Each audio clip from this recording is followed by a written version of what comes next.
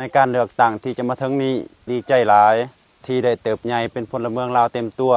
การปอนบัตรครั้งนี้ถือว่าเป็นโอกาสสำคัญที่ข้าพเจ้าจะมีส่วนร่วมการกำหนดทิศทางการพัฒนาประเทศชาติด้วยมือของตนเองเป็นครั้งทำอิฐในฐานะคนรุ่นใหม่ข้าพเจ้าได้มีการศึกษาข้อมูลเกี่ยวกับผู้สมัครและติดตามข่าวสารศึกษาประวัติรวมทั้งผลงานของผู้สมัครแต่ละท่านผ่านทางสื่อต่างๆข้าพเจ้าพยายามเบิ่งว่าท่านใดมีวิสัยทัศน์แท้เหมาะกับการแก้ไขปัญหาในปัจจุบันเพื่อให้การตัดสินใจของข้าพเจ้ามีคุณค่าที่สุดในนามวัยหนุ่มข้าพเจ้าอยากได้ผู้แทนที่เข้าใจวัยหนุ่มให้ความสำคัญ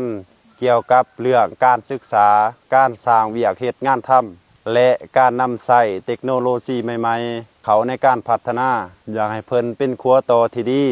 ระหว่างเสียงวัยหนุ่มและรัฐบาลเพื่อสร้างอนาคตที่สดใสให้พวกเฮา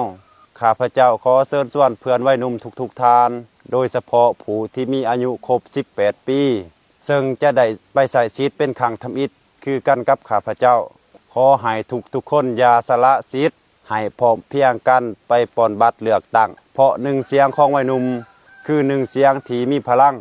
ในการสร้างสาพัฒนาบ้านเมืองและแขวงอัตตปือของพวกเฮา